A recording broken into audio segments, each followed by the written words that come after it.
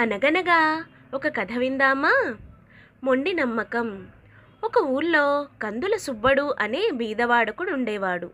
ఇతడు రోజు దగ్గరలో ఉన్న అడవికి పోయి కట్టెలు కొట్టుకుని ఊళ్ళో అమ్ముకుంటూ జీవనం చేస్తుండేవాడు. పాపం, అతని దరిద్రానికి తగ్గట్టుగా గంపెడి మంది పిల్లలు కూడా పుట్టారు. ఇంతమంది పిల్లలతోనూ భార్యతోనూ ఎలాగో ఒక గుడిసెలో కాపురం చేస్తున్నాడు. ఇలా కొన్ని సంవత్సరాలు గడిచిపోయాయి. మామూలుగా వాడొక రోజు అడవికి పోయి కట్టెలు కొట్టుకుంటున్నాడు. కొట్టగా ఆ చెట్టులో ఒక తొర్ర బయటపడింది. అందులో కొన్ని చీమలు కనిపించాయి. వాటి ముక్కులకు నూకలు కనిపించాయి. ఇది చూసి పాపం సుబ్బడు విస్తుపోయి ఇలా అనుకున్నాడు, అరే, ఈ కారు అడవిలో ఈ చెట్టు తొర్రలోనున్న చీమలకు ఆహారం ఇచ్చిన దేవుడు నాకెందుకు ఇవ్వడు?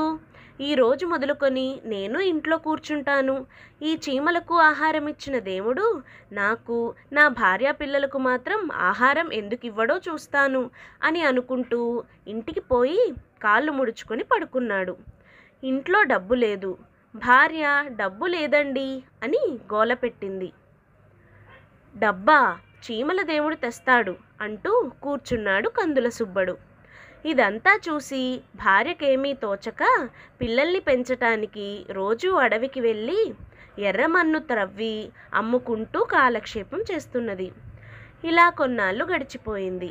సుబ్బడి భార్య యథావిధిగా ఒక రోజున అడవికి వెళ్ళి ఎర్రమన్ను త్రవ్వుతుండగా ఏదో ఠక్కుమని తగిలింది. ఏమా అని త్రవ్వి చూసేటప్పటికీ ఒక బిందె నిండా కాసులు కనపడ్డాయి.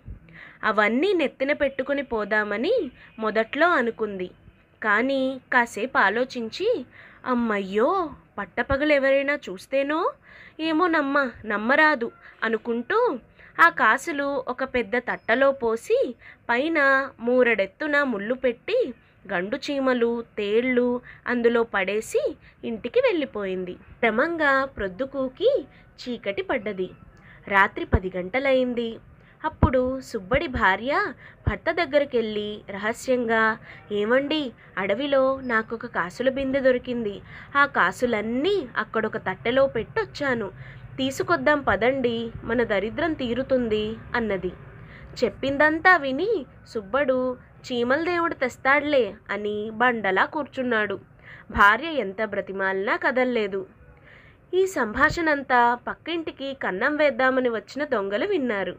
వినడంతోనే పదండ్రా అని చంకలు కొట్టుకుంటూ ఆ మనిషి చెప్పిన చోటకి వెళ్ళి తట్టలో చేయి పెట్టేటప్పటికి చీమలు తేళ్ళు తెగ కుట్టి వదిలిపెట్టాయి.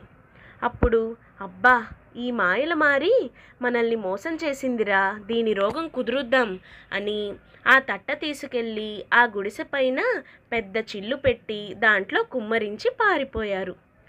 ముందు చీమలు ముళ్ళు తేళ్ళు పడ్డాయి. ఆ తరువాత గలగలమంటూ కాసులన్నీ పడ్డాయి. ఇది చూసి సుబ్బడి భార్య ఆశ్చర్యపోయారు. చూసావా, నేను చెప్పలేదా చీమల దేవుడే తెస్తాడని అంటూ సుబ్బడు లేచి గంతులు వేయటం మొదలుపెట్టాడు. ఆ తరువాత సుబ్బడు ఆ డబ్బుతోనూ భార్యా బిడ్డలతోనూ హాయిగా పూలరంగళ్ళ కాలం వెళ్ళబుచ్చసాగాడు. మీరు మాత్రం చీమల దేవుడే తెస్తాడని కూర్చోకండే, ఆకలైతే అన్నం పెట్టమని మీ అమ్మను అడగండి.